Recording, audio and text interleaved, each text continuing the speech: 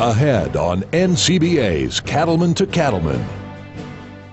How does NCBA work in Washington, D.C. to help protect the business climate for cattlemen and women across the country? We're in our nation's capital to learn more about what NCBA does for you. And now, a special edition of NCBA's Cattlemen to Cattlemen with host Kevin Oxner. Hello and welcome. I'm Kevin Oxner, and we're here in Washington, D.C., across the street from NCBA's office and just down the street from Capitol Hill. Democracy is always under construction, and given the recent elections, there will certainly be some changes inside Congress to accompany the renovations you see happening outside the Capitol. When we talk with producers, one of the things they say is being a member of the National Cattlemen's Beef Association is valuable because of the unified voice NCBA provides right here in Washington, D.C. So today, we're going to spend our time getting insight into the work being done here each and every day on behalf of the beef cattle industry. Whether it's on Capitol Hill, at the USDA, the EPA, or even the White House. We're here now with Colin Woodall, who heads NCBA's Washington, D.C. office. Colin, thanks for coming back to the show. Oh, good to be with you, Kevin. We just finished some pretty important midterm elections here, and some massive changes occurred. Tell us what that means to your efforts here in D.C. Well, this was an extremely important midterm election because this will determine not only what Congress does for the next 2 years, but will have a huge impact on just how successful President Obama is in the last 2 years of his terms. And when it comes to a lot of the issues that we're working on, especially environmental issues, tax reform issues, and immigration, it's going to have a huge impact on just how successful we can be to get things done that help cattle producers. So what does that mean in terms of some of your key priorities for 2015? Well, what it means is we're actually going to get some work done by Congress on a lot of our priorities. We've had a lot of great work done by the House of Representatives over the past couple of years, passing things such as a bill that would stop EPA's work on the Waters of the United States rule, passing some tax extenders, and unfortunately they've gone over to the current Senate and they've died. With a new Senate that's Republican controlled, we know that they're going to bring those issues up, they're going to pass them, and then the fight will be between Congress and the President on whether or not we can get those signed into law. Let's talk about an issue that's received lots of press here lately, and that's cool. Where does cool stand now, Colin? Country of origin labeling is one of those issues just doesn't seem to want to go away, and we still see that now with what we're dealing with regarding this issue. Just about a couple weeks ago, the World Trade Organization actually came out, and for the third time in a row, they have ruled against the United States on country of origin labeling. So that means that we are in violation of the trade agreements that we have with Canada and Mexico, and unless we fix cool, we're going to have retaliation by both those countries, and they historically have been two of the top 5 markets for the export of U.S. beef. We cannot afford to have them shut down our access there. You know, cool is a lot like prohibition. It may have sounded like a good idea at the time, but when it got put in place, there were a lot of unintended consequences. It just doesn't work, and it needed to be repealed. Cool's the same way. Had some good intentions, but unfortunately the unintended consequences are not working. It's going to really jeopardize our trade agreements, and so we've got to repeal it. We've got to get rid of it. Help people at home understand what makes cool such a contentious issue, and what could be some of the far-reaching impacts. Well, it's contentious because there's still a lot of people that think that if we put where the beef is from, that the consumer is going to respond to that. They're going to actively seek that out, they're going to pay more money, and it's going to benefit U.S. cattle producers. That was the premise behind country of origin labeling, but unfortunately, after 6 years of implementation, that has not been the result.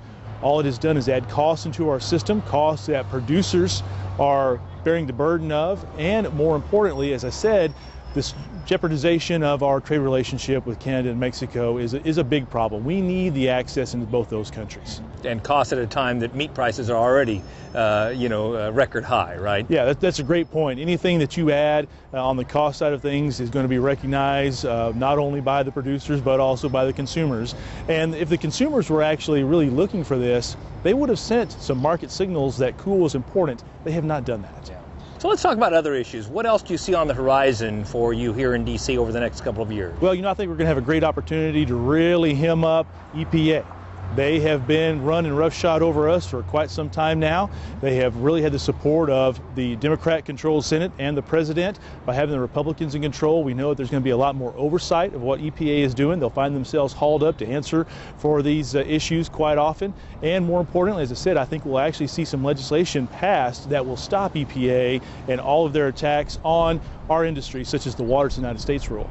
Certainly some encouraging news. And what would you tell folks sitting at home? How can they get involved in the activities that you plan to undertake over the next couple of years? You know, it's really easy. All you have to do is continue watching C2C. We'll put out different calls to action throughout the year. Go to our website, beefusa.org. You'll see an issues center where you can engage on all of these particular items we've talked about and a whole lot more. But the real important thing is just to understand that your voice is important, that you need to engage, and we require that grassroots support in order for us to be successful in Washington, D.C. So make sure you pick up the phone, join NCBA, but more importantly, go to the website and send letters to members of Congress and the administration on all these issues we just talked about. So last question from a personal standpoint. I know you've been doing this a long time. Your heart, your home's back in Texas.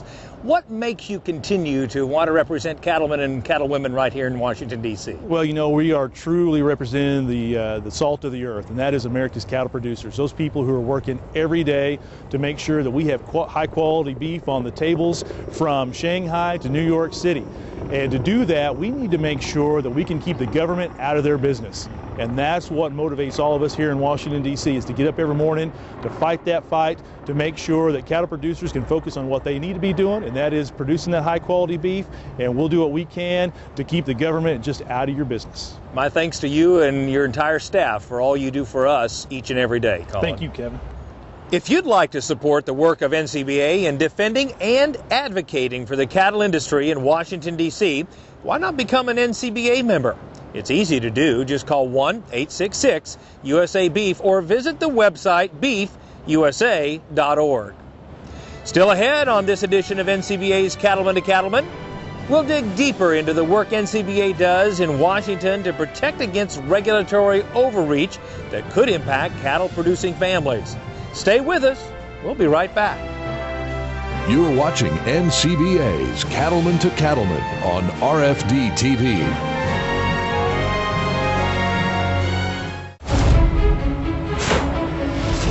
Some call it a come from behind victory, an unlikely win, a reversal of fortune. The feeling of snatching victory from the jaws of defeat. This is our moment, our victory dance, because we choose confidence. We choose Zuprevo for BRD treatment. Are you going to do this every time we treat a calf with Zuprevo? Absolutely. Well, all right then. Don't let BRD interfere with his performance. Treat him with Zuprevo and get him back to his home pen. Zuprevo is a fast-acting, long-lasting BRD treatment that you can count on to get the job done. Ask your veterinarian to prescribe Zuprevo. Choose confidence. Choose Zuprevo for Merck Animal Health.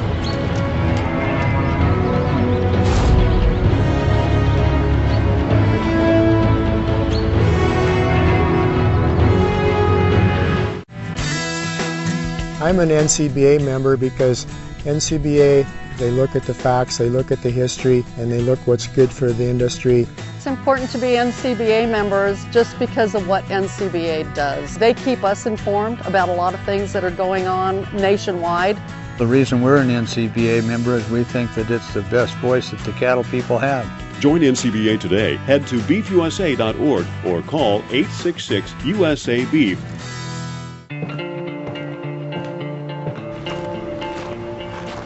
We don't sit idle, wondering how we're going to build a better truck. We get out there and walk a mile, thousands of miles, in the footsteps of the guys we build trucks for.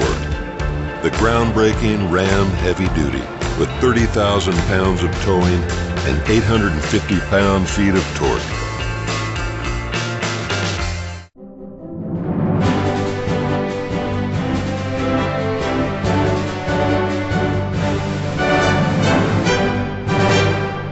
Welcome back. As cattlemen and women know all too well, the U.S. Congress is not the only place in Washington that can have an impact on our business. From EPA to USDA, federal regulation can also hit the beef cattle industry as well. And joining me now is Christina Butts, Executive Director of Regulatory Affairs for the Washington, D.C. office. Christina, thanks for joining us for a few moments Absolutely. today. Thank you. You know, you spend a lot of your time and energy and effort focused on regulatory issues as opposed to legislative issues. Help folks understand the difference and why that matters to folks out in the country. Well, a lot of people are very familiar with the legislative issues, what Congress is working on, what they're voting on, because there's a very strong constituent outreach component of that. But once those legislative bills actually get signed into law, they get kicked over to the regulatory side of our government. And that's really where the devil in the details become very, very important. And so when you start looking at these details, that's when you have to make sure that the congressional intent of what was passed by Congress, the House and the Senate, signed into law by President, remains throughout the regulatory process. So the fight's never over until the very, very bitter end. And the regulatory situation itself has a lot of safeguards in place and a lot of opportunities for constituents as well as industry folks to actually have a voice in that process.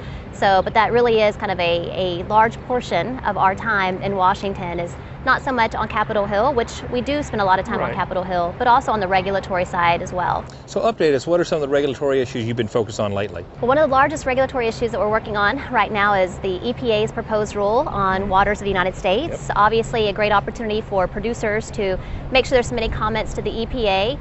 We also have a regulatory issue out of the Department of Agriculture, which would allow the fresh and frozen importation of beef from Brazil and Argentina. So two countries that are looking at ways on how they can improve their systems in terms of a disease known as foot and mouth disease that we have a lot of concern over, making sure it's not reintroduced back into our country through the importation of their products. So those are two regulatory issues that we're working on right now. A second one out of USDA is the dietary guidelines. So every 5 years, USDA and the Department of Health and Human Services come together and they start evaluating and reviewing all the latest nutrition research that's available to see if we need to make changes from the 2010 dietary guidelines, and that's what we're working on right now in the 2015 dietary guidelines. Well, I want to talk to you about that. First question is, update folks a little bit about where do we stand in that evaluation and change process as it relates to the 2015 guidelines. So we're really kind of coming to the end of the advisory process, and what that means is that over the last several years, nutrition and health influencers have been meeting in Washington and really kind of through webinars, so there's been an opportunity to be involved or at least monitoring the situation and the discussions, and they're tasked with reviewing the latest scientific research that's out there to see if a change should be warranted to change behavior problems or behavior issues for Americans, relating back obviously to a diet. The goal here is a well-balanced diet that Americans could incorporate into a whole host of different lifestyles because we are so diverse here in America. But we're finalizing kind of the end of that position where they've had their 6th and final meeting. December the 15th, they're going to have a more kind of webinar hosted meeting. This is USDA and the Department of Health and Human Services, where they're going to give the committee's recommendations to the secretaries. Then that is going to have a comment period. So that's where NCBA is really going to step up. We are going to review the recommendations this advisory committee is giving to the secretaries, and then obviously science dictates all of our conversations and all of our communication with the agency. And then at some point next year, early next year, we should have the finalized 2015 dietary guidelines. So really it's towards the end of that process. I've heard a lot, read a lot about speculations about what may or may not be part of those guidelines. Do you care to suggest or provide your input? And more importantly, what impact does it have to cattle producers all across the country? Well, the dietary guidelines themselves are really kind of the golden pyramid. So they are the foundation of all nutrition policy here in Washington and really throughout the nutrition profession in all of America. So when you start looking at things like the school lunch and breakfast programs, that is all the foundation looking back to the dietary guidelines. Any type of government feeding programs, senior summer feeding programs, and even military feeding programs, they all really have their basis on these dietary guidelines. So it's important that it is a scientific process. It's important that we get the information correct and accurate, and it's important that we do allow an opportunity for comments from the public to be engaged in the process. So it does play a significant role to cattle producers. Obviously, beef is the forefront. We want it to be the center protein there on the plate at all times, but we do want it to be part of a well-balanced diet, and we want to make sure that we're utilizing the latest science to make those recommendations to the agency. We did share caution early on in the process because Obviously, the committee started bringing up other areas of interest, topics like sustainability, talking specifically about the beef industry. We're not afraid to talk about that. We have a great story. We want to share it, want to talk about it. But when you look at the scope of this advisory committee, it's focused on nutrition. So we really think that the committee should stay focused on nutrition, looking at the relevant science, and to lead that as the policy discussion moves forward. You mentioned, Christina, Waters of the United States, and we heard a lot on that during the summer and early fall. Where does that stand as we move into 2015? We are hopeful that EPA, and hopefully with cattle producers reaching out throughout the country, will actually pull back their proposed regulation and start over. EPA has been very much so defensive and talking about how ag was not the true intent of the regulation. So our comments are, if we weren't the true intent, scrap it and start over. And maybe start over with agriculture at the table to help them develop something that might actually get to be what their true intentions were, but they're far from that right now with where the proposed rule is. You know, one of the things that I know you and your team spend a lot of time doing is providing background information to members of Congress that may not be familiar with agriculture and specifically the beef industry. Tell us a little bit about your work there and why that's so important. Well, we started a new program several years ago when I joined NCBA called Beef 101. And we really bring in cattle producers, researchers, experts, veterinarians from the field to come to Washington and break down some of the industry terms that we're used to talking about, pastures, genetic selection. But someone from a non-science or a non-ag background may not understand what those words mean. But obviously the staff we're talking to, they're very well educated. They're very much so wanting to be of help, but if they don't know our industry, typically they're going to recommend a vote against us. So we've really been focused on those educational efforts. It's been a great success on Capitol Hill. Our producers truly enjoy it when they come to DC and talk about what they do as a cow-calf operator, you know, what it means to be a feed yard manager, you know, the sacrifices that we take for granted. For instance, we don't open up Christmas presents on Christmas morning until after the animals have been taken care of. And those are things that we take for granted as an industry, but people outside of our industry, it's really something they haven't thought about before. But if we can help make it relatable, usually there's a better outreach afterwards and there's better follow-up when they're coming to us saying, well, we have this idea. Is that helpful, harmful? You know, what are your thoughts? And it's all about that relationship, and it's really about the dialogue. Your passion is always evident when we talk. You grew up on a ranch in Texas. What makes you want to trade those ranch lands in Texas for the concrete jungle of Washington, D.C. to do our work every day? Well, I tell you, some days it's hard because I have two young little girls. So growing up in a Capitol Hill row house, you know, is much different from where I grew up in Texas. But I tell you, I really think agriculture needs advocates in Washington. Nothing this town talks about does not impact agriculture. There's a direct connection, whether it's legislation, whether it's a congressional briefing, whether it's an oversight hearing, whether it's regulations, all have an impact on what we do and our way of life. And I think that we need to find ways to foster more people coming and getting involved in public policy to make sure that we have people with a background and understanding either writing the legislation or being involved in that dialogue. So I feel like it's a great way for me to give back to the industry that gave so much to me and my family. My family's still involved in the business. One day I hope to return home and leave D.C., but not quite ready to do that yet. Well, we're not ready for you to do that. You're a wonderful advocate for our industry. Thank you, Christina. Thank you. Still ahead, we'll learn about the work of the Public Lands Council here in Washington. And we'll hear from the cowboy poet Baxter Black. Stay with us. We'll be right back. Well, I think a rancher has to be a steward of the land. There's nobody else that can take care of land better than a rancher can, because he has to make his living off of it.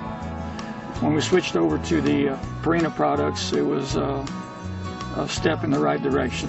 And it's really been profitable for us. It just makes that much of a difference. The difference we see in the cattle is the consistency of their nutrition. They don't go up and down drastically in weight. Every head on this ranch is fed the Purina Superlix 30. If we keep them on that feed, they stay in optimum condition year-round. The cattle hold their condition a lot better all throughout the whole year. The products they're producing are very much in line with what the rancher needs to be using to be profitable in the future. That's the best thing ever happened to us. It does make a difference that we can see, day in and day out. To stay up to date on beef industry news and the National Cattlemen's Beef Association, check out beefusa.org. You'll find news on both the Federation of State Beef Councils and the work of NCBA on Capitol Hill. Plus, link to NCBA programs like The Blog, Beltway Beef, updates on the Cattle Industry Convention and NCBA Trade Show, and the latest from NCBA's Cattlemen to Cattlemen. Connect today at beefusa.org. Hello, I'm Kevin Ochsner, host of NCBA's Cattlemen to Cattlemen.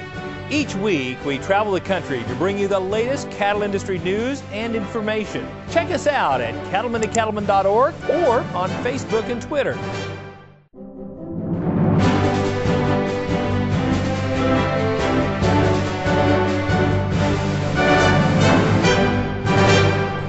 Welcome back. We're coming to you from beautiful Washington, D.C. on a sunshiny day, just steps away from the United States Capitol. No doubt, beef exports have been outstanding in recent years, and that's due in part to the work of NCBA in working for trade agreements and the opening of increased U.S. beef exports to Asia and other regions of the world. And join us now is Kent Backus. He's with the Legislative Affairs team here in Washington, D.C. Kent, thanks for coming to the show. Thanks for having me.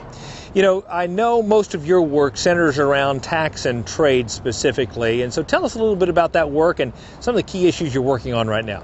Well, one of the biggest issues we're working right now is to make sure that all those expired tax provisions get reinstated. Two specific provisions deal with Section 179 expensing and bonus depreciation. We would much rather our producers be able to reinvest in their companies than have to hand over a large check to Uncle Sam. So you mentioned trade as one of the areas of focus. Tell us about some of the key issues you're working on as it relates to trade.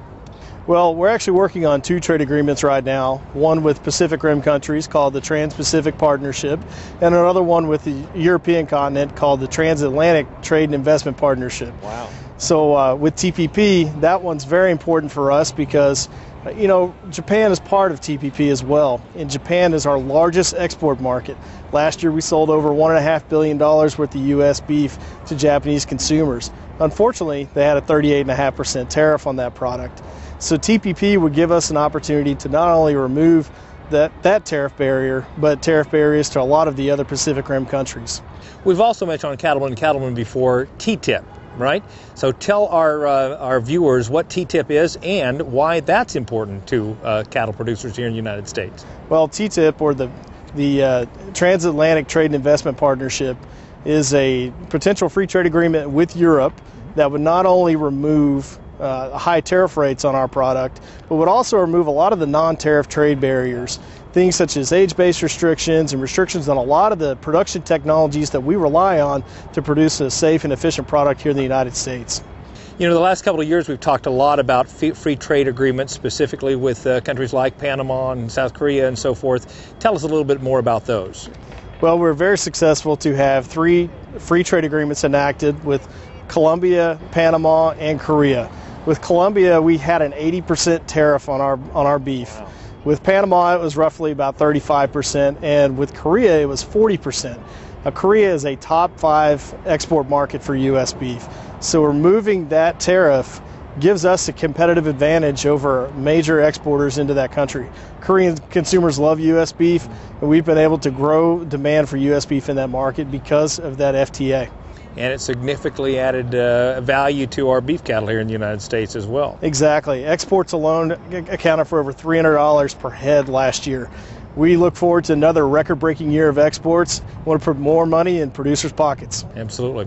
And I've asked a lot of your teammates this same question. Why is it that you do what you do on a daily basis? Well, I enjoy who I work for. When I get up every morning, I know that a lot of the people that I'm working for are already up. They've already been up for a few hours. They're working hard to put food on tables, not only here in the U.S., but all over the world. They're hard, honest working people, and I enjoy working for them every day. And we enjoy having you. Thank you so much, Kent, for all you do. Thank you. There are many reasons to become an NCBA member, including some valuable incentives for doing so. You can find out more about NCBA membership by calling 1-866-USA-BEEF or visiting the website. That's beefusa.org. Stay with us. There's more of this special edition of Cattlemen to Cattlemen just ahead. New Holland is the undisputed leader in hay tools. We give farmers a wide range of innovative equipment that increases efficiency and productivity all year round. Because to us, smart means providing a smooth, clean cut with faster dry down, plug-free conditioning and superior bale density. And smart means leaving less hay on the field to feed more livestock in less time. That's New Holland Smart. Visit your local New Holland dealer today. I'm Sheila Carges. This is my husband Brock. We have two girls, Karina and Jessica. Both girls can pull cattle, doctor, process anything that we need them to do. Using products that help keep the calves healthy, it helps my parents to be less stressful, it helps them to be at home more, and it helps pay more bills when you don't have to worry about sick cattle. I'd say 99% of our cattle are high risk. We've never seen a response due to metaphylaxis like we have with the Draxxin. I think Draxxin has a major role in any operation as far as your viability and your long-term outlook. And how do you quantify having a peace of mind to take a vacation for a week or leave work early to go watch a basketball game? You can't quantify that. Important safety information for Draxxin. Draxxin has a pre-slaughter withdrawal time of 18 days. Do not use in dairy cattle 20 months of age or older. Effects on reproductive performance, pregnancy, and lactation have not been determined. It's the official monthly publication of the National Cattlemen's Beef Association. The National Cattleman is produced exclusively for NCBA members and includes coverage of the news and events affecting our industry. From Capitol Hill to the far side of cattle country, the National Cattleman provides information NCBA members need. Every issue includes market analysis, feature stories, and practical management tips. Start receiving your copy of The National Cattleman. Call 866-USA-BEEF or go online to beefusa.org and join today.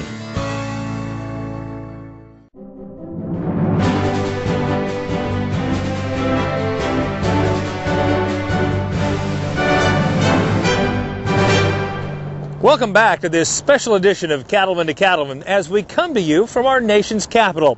We're learning more about NCBA here in Washington and the work done to protect the freedom to operate for cattle-producing families across the country. And here with me now is Dustin Van Loo. He's the Executive Director of the Public Lands Council. Dustin, thanks for coming to the show and telling us a little bit about PLC. Thank you for having me, Kevin. Public Lands Council started in 1968 as a way for the cattle producers and sheep producers across the West to focus on access to federal lands. Out West, as you know, about 50% of the land is managed by the federal government. So in order to have viable ranching operations, those cattle ranchers have to band together and sheep producers to ensure that access continues so that they can produce beef and lamb for America and the world. Absolutely. And for those folks who may live in the eastern half of the country, may not be as familiar with the Public Lands Council, tell folks a little bit more about who the typical member is, and more importantly, why is that so important to the beef industry? Well, it certainly is a challenge to educate those folks that don't live in the West, where many of us come from and our members operate, because most of the East is privately owned. So talking to them about the public lands, they envision Yellowstone and other parks where they can go recreate and have vacations. But in reality, most of that land out west is arid rangeland, and one of the highest and best and only uses for that land is to graze livestock and create that beef and lamb for our country. Maybe highlight a few of the key issues that are occurring right now as it relates to those public lands. Well, we've seen an increase in challenges to ranching in the West, and folks outside of the ag industry and outside of rural America that want to limit access to those public lands and really diminish ranchers' ability to continue ranching out west. So we've been working with Senator Barrasso of Wyoming and Congressman Labrador from Idaho to bring some reform to the grazing permit administration process on Capitol Hill, which would allow the agencies, the Bureau of Land Management and Forest Service, the ability to issue those permits more efficiently and effectively and provide more security to our members so that they can continue to operate into the future. I was going to ask you, you see so much written and actually on TV about this whole issue. Why is grazing on public land such a contentious issue in America today? Well, it seems that as people move away from the land or get more generations away from agriculture, they don't understand that livestock grazing really is a benefit to the rangeland, to providing healthy habitats to wildlife species, open space for that wildlife, and really diminishing the impacts of catastrophic wildfire and healthy riparian areas which deliver water to the urban areas. So really educating those folks that are so far removed from the land and agriculture is a challenge, and I think that's what's led to sometimes seeing public opinion go against continued access on federal lands. And something else that we face is there are extreme environmental groups that make it their cause to remove livestock grazing, and they litigate the agencies continuously and actually reap taxpayer dollars for those lawsuits when they prevail in court. So another issue we're working on in DC to shut down so that that taxpayer-funded litigation machine can't continue to take out ranching in the West. You know, you mentioned wildlife, and I wanted to follow up on one specifically, and that's the sage grouse. We hear a lot about the sage grouse and being listed as an endangered species. Update us on that issue. So the Fish and Wildlife Service is under a court-ordered deadline to make a listing decision on the greater sage grouse and Gunnison sage grouse in Colorado. The Gunnison this week, and then the greater sage grouse by September of 2015. And why it's such a big deal is because the habitat covers tens of millions of acres across the West. And when wildlife species are listed under the Endangered Species Act, there are huge restrictions that come along with what you can do, not only on the public lands, but also private lands. So that could mean diminished cattle and sheep grazing on the federal lands, but also multiple activities on private land could be curtailed if it's listed as endangered. So you come here from the western United States. Tell us what makes you get up every day and work so hard to protect and preserve the rights of American ranchers to care for and preserve much of the ground that is currently federal land? I tell our folks when I go out west that I have one of the easiest jobs and one of the luckiest people in Washington, D.C., being able to represent them and really talk to Capitol Hill and the regulators about issues that I personally agree with. So it's very easy to go in, talk truthfully to them, and tell them why it's so important to protect private property rights and access across the West so that our members can continue into the future and our families can continue producing beef and lamb. Can't be in the cow business without grass, and thank you so much for protecting much of the land that the U.S. cow herd grazes on. Thank you, Kevin. You bet. Now, if you'd like to learn more about how the Public Lands Council defends grazing rights and works alongside NCBA in fighting for the issues that matter for cattle-producing families, just visit the website publiclandscouncil.org. And with me now is Marcy Schloop with the Public Lands Council. Marcy, you're a ranch girl from Wyoming. Tell us a little bit about where you came from and how you got connected with NCBA and the Public Lands Council. Okay. I was born and raised in Wyoming, and my family owns a small Black Angus cow-calf operation. I grew up in the central part of the state, but we ranched in the northeast corner. Went to college at the University of Wyoming and got my degree in political science. And after graduation, went to work for Senator John Barrasso from Wyoming, first as an intern in his Washington, D.C. office, and then he hired me on full-time on his state staff, where I was exposed to a variety of different issues. But given my background, the issues I really gravitated towards were those surrounding agriculture. Sure. Since Wyoming is a state that's about 43% federal land, I got to deal a lot with issues concerning the U.S. Forest Service and the National Grasslands, as well as the Bureau of Land Management. Yeah. And so tell us this, what role do public lands ranchers play in Wyoming and other parts of the West, first of all? And secondly, why do you think it's so important to preserve and protect the grazing rights on these public lands? Well, 40% of the western cattle herd and about 50% of the nation's sheep herd spend some time on public lands. So they have a huge part in the beef industry and the livestock industry in general. We believe that livestock grazing is the highest and best use for those western arid lands that really you can't use for anything else. Right. Grazing is good for the land, it's good for the wildlife populations, and it's good for the economy, because at the end of the day, livestock grazing, that industry is the only industry that is creating wealth out of nothing but rain and sunshine. Marcy, for some folks maybe from the eastern part of the country that may not be as familiar with public lands, what are some of the challenges that public lands ranchers face right now? Outside of the issues that nature presents, like drought and wildfire, public lands ranchers have to deal with a barrage of regulatory red tape that they have to cut through on a consistent basis just to continue operating the way that they have in the past. On top of that, special outside interest groups that push their agendas through the courts have a sole mission of eliminating grazing from public lands entirely. What are some of the primary benefits of being a member of the Public Lands Council? The benefits are great. One of the best things is that PLC is a member-driven organization, so those members have the ability and the opportunity to come together and pass policies that guide us as staff here in Washington, D.C. As PLC staff, we provide those members a constant presence and voice in Washington, D.C. so that they can continue doing what they do best, and that's managing the land and their operations and providing the best fiber and food for the world and the nation. And for those people who may be sitting at home now, passionate about the same cause you're passionate about, how can they get involved? What would you tell them? I think one of the best ways is being involved at any level that they can, whether it's grassroots efforts in their communities or their counties or the state, or submitting comments on important issues that affect their operations. But I think that one of the best things that they can do is to be engaged with their congressional delegation. Nothing matters more to those members of Congress than the voices of their constituents. Very good. Thank you so much for coming on the show and sharing with us a little bit of your insight. Thank you for having me. You bet. To find out how you can help unify the beef cattle industry by becoming an NCBA member, call toll-free 1-866-USA-BEEF or visit the website beefusa.org. Still ahead, we'll visit with the cowboy poet Baxter Black himself. Stay with us. We'll be right back. Yippee-yi-yay, yippee-yi-oh, Ghost riders in the sky.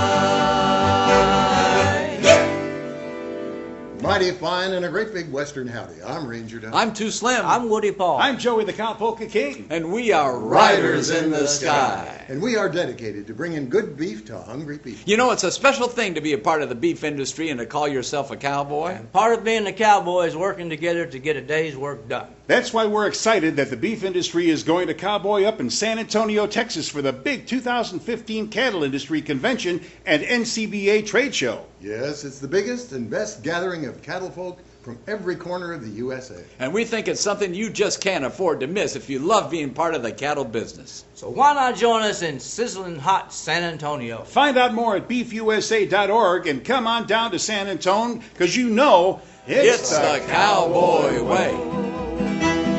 Ghost riders in the sky.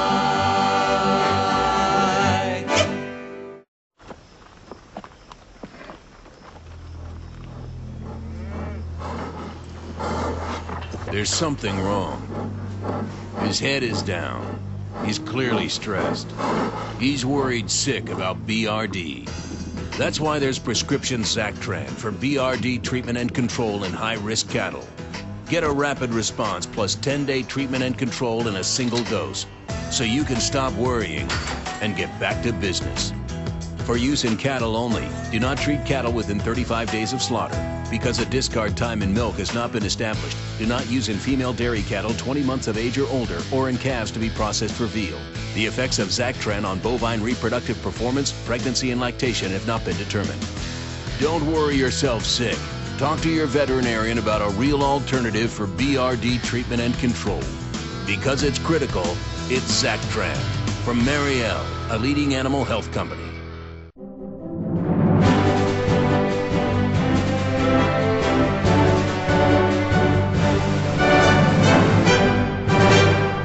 And joining me now is Kate Maher, Director of Member Services for the National Cattlemen's Beef Association. Kate, we talk a lot of times on the set back in Denver about the importance of what goes on here in D.C. Tell folks a little bit about what NCBA does on members' behalf back here in this city. Well, being in D.C. is always exciting because here in D.C. is literally where the boots meet the hill is for NCBA members. For an example, just this morning I went with Colin and Christina, two of our D.C. staff, to a meeting at the Senate House Ag Committee. And they had the ear of the Senate Ag Committee staffers and told them exactly what was important to our members and to cattlemen in the U.S. And that's pretty important. I don't think a lot of cattlemen and women realize exactly what kind of decisions are made on their behalf every day. And Colin and Christina and the rest of the staff here, they literally carry our members with them to D.C. every day. Their boots meet the hill with them. Kate, what are some of the ways that NCBA keeps its members apprised of kind of the inside information? What's going on as it happens here on Capitol Hill? Well, we do live in the age of technology, and email and social media is the best, most instantaneous way for our members to get information. So please make sure that we have your email address on file with your membership, because it's really important that when we need to mobilize our grassroots army of membership, that we have your email and can do so. But you know what? We're still pretty old-fashioned, I guess, and anytime the members need any information, they can pick up the phone and call the DC office. But really, please stay abreast of the issues, because it's so important to your business at home to make sure that you're involved and you're engaged. In addition to the policy work that NCBA does for its members, maybe tell folks some of the key benefits and incentives that NCBA has right now on becoming a member. Absolutely. We offer some really nice incentives to companies that support us and really support our policy work in here in DC. Discounts on John Deere tractors, New Holland equipment, Caterpillar equipment, discounts on Roper and Stetson boots and apparel, Cabela's gift cards, and new members who would join right now can get a bottle of Wormer, Dectomax Wormer from Zoetis. So really some nice incentives to add back to your operation, pay for your membership, and thank them for their support. Very good. And one last question, as you're out and amongst cattlemen, oftentimes your travels take you places beyond a city like Washington, D.C. What are you hearing? A lot of optimism out there right now, of course, with cattle prices, but again, a lot of concern about the involvement in federal government in agriculture. And again, that is just really why membership is so important, because this morning, while Colin and Christina are meeting with the Senate Ag Committee, we need our members in the country producing beef. There's no way for them to be here. That membership supports our staff here in D.C. that can go and talk on their behalf and keeps our issues front and center in a government that is really not so ag-friendly. We really need the members in the country to make sure that they're supporting us here to do the work on their behalf. I couldn't agree with you more. Thank you so much for coming to the show, Kate. Thanks, Kevin. To find out how you can help unify the beef cattle industry by becoming an NCBA member, call toll-free 1-866-USA-BEEF or visit the website beefusa.org. Stay with us. We'll be right back. This isn't a job, it's a calling. Your hard work helps feed the world. Being linked to those who care for the land is our calling. For more than 175 years, John Deere has been a proud partner of the cattle business. That's why we bring you special NCBA member discounts, so you can get the right equipment, strong, rugged, versatile, and ready to work hard. Talk to your John Deere dealer to learn more about your NCBA member discounts. John Deere, committed to the land, committed to your success.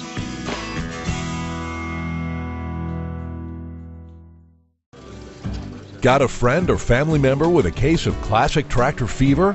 You can help by ordering them the Classic Tractor Fever Farm Deal. This special set includes both the 2015 Classic Farm Tractors calendar and the companion DVD, Uncommon Classics. It's our biggest and best lineup of tractors ever, featuring some unexpected twists on well-known names. That's hours of enjoyment on the wall and on the TV. Hey, you can even order it for yourself. We promise not to tell. Just call 1-800-888-8979 or visit the website classictractors.com. Working your cattle just got easier. Introducing the new Vet Gun delivery system, a new way to apply topical insecticides to your cattle. The Vet Gun lets you remotely treat cattle with effective parasite control, so you can do it from an ATV, on horseback, or just walking among the herd. It's that simple. The proven topical insecticide AML Vet Cap is used with the Vet Gun. It works fast to control horn flies and lice while minimizing stress on your cattle. Fast, easy, effective. Vet Gun. Check with your animal health supplier for availability. We know who made that hitch. We know who cut the steel, who milled the ball, and who welded the seams. We know who tested, measured, and checked. We even know who thought the whole thing up. We're B&W, and we know your hitch. Because we don't make them halfway around the world.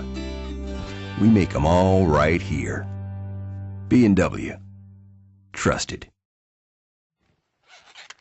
It helps to know a little about a lot of things. It allows you to make a fool of yourself in a lot of different ways. For instance, I worked in a sheep parasitology laboratory while I was in ag school, and I tell people casually that I helped work out the life cycles of Thysanosoma actinoides and Eleophora schneideri. What I really did was hold the sheep and recover their intestinal contents at the slaughterhouse. I can actually dazzle people with my savvy of the anatomy of the hippopotamus, the rhinoceros, the blue whale, the giraffe, and the elephant. I spent many weeks preparing my senior veterinary school thesis titled The Anatomy of 5 Non-Domestic Mammals, regardless of the threats made by the faculty board that if I chose such a frivolous subject, they would give me a D. I started working in the feedlots as a summer vet student, and over a period of 3 years and 3 different feedlots, I must have necropsied 300 head of dead beasts in my search for knowledge. My horse training knowledge can be summed up by my method of preventing my heeling horse from swinging too far out to the right as I turn to throw my heel loop. You see, my horse is on the right side of the steer's hip because I am left-handed, which according to most team ropers is a sign of the devil. And I thought by covering my horse's right eye, it would prevent him from turning out, and for months I used this method. However, to some, it appeared foolish. You see, to cover that eye, I used 1/2 of a bikini top. I have had extensive experience with constipated dachshunds, wounded cowboys, bad musical instruments, voracious squeeze chutes, poopy baby calves, Holstein cows that won't breed back, split rims that do bite back, and university faculty boards that try and intimidate me with a D. Yep, it helps to know a little about a lot of things, sometimes. This is Baxter Black from out there. Thanks, Baxter. We always enjoy your cowboy common sense. I think this city could use just a little bit more of that. Accurate production records are key to being successful in the cattle business. That's why, for more than 30 years, producers have trusted NCBA's Red Book to help them keep better records. The pocket-sized Red Book has more than 100 pages to record calving, breeding, herd health data, and more. To order your 2015 Red Book, just visit the website beefusa.org. There's more Cattlemen to Cattlemen still ahead, so stay with us. Whether you're feeding cattle, milking cows, or baling hay, the work on your farm is never done, which is why you need equipment that works as hard as you do. Get the efficiency and versatility you need with Case IH. From Farmall compact and utility tractors to balers and mowers, all Case IH equipment is designed with one thing in mind: getting the job done. To learn more, visit caseih.com/livestock. Join your fellow cattlemen in sizzling hot San Antonio for the 2015 Cattle Industry Annual Convention and NCBA Trade Show. It's the beef industry's biggest convention, and it's great for education, networking, and fun. Plus, you can check out the NCBA Trade Show for the latest technology. It's the 2015 Cattle Industry Annual Convention and NCBA Trade Show in sizzling hot San Antonio, Texas, February 4 through 7. Visit beefusa.org for more. Hi there, I'm Joey. And I'm Rory, and welcome to our farm outside Nashville, Tennessee. When we go to work, whether it's on tour or here at home, we wear the West. That's right. Whether it's that perfect snap shirt or that perfect pair of boots, when you wear Roper, you wear the West. Learn more about us, Joey and Rory, and about Roper Western Wear at eroper.com. Telling the truth and being real, and feeding my family a home-cooked meal. That's important to me. That's important to me. And planting the garden and watching it grow.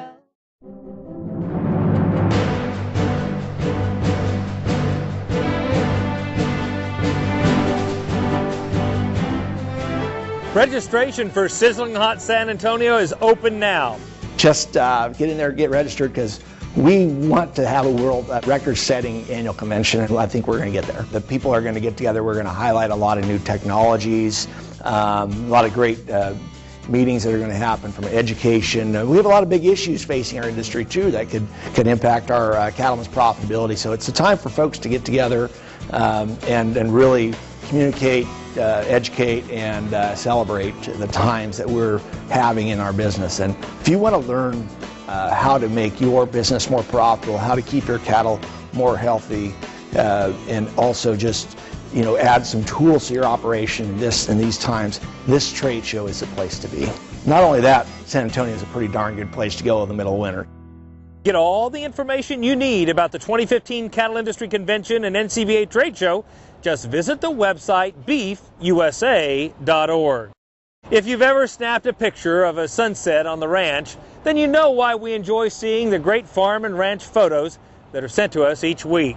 So let's take a look at our latest roundup of legacy photos.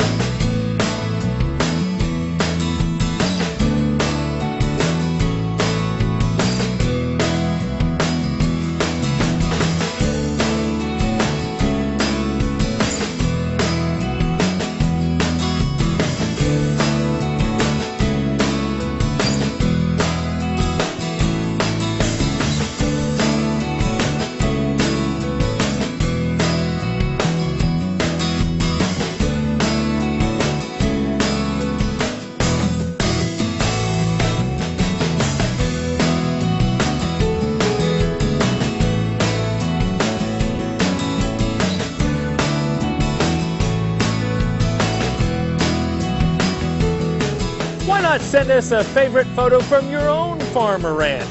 It's easy to do. Just visit our website. That's cattlementocattlemen.org. Include your farm or ranch name, and you may see your photo on a future edition of Cattlemen to Cattlemen. Well, that wraps up this special edition of NCBA's Cattlemen to Cattlemen from Washington, D.C. Thanks for spending some of your time with us. I'm Kevin Ochsner. We'll see you next time right here on RFD TV.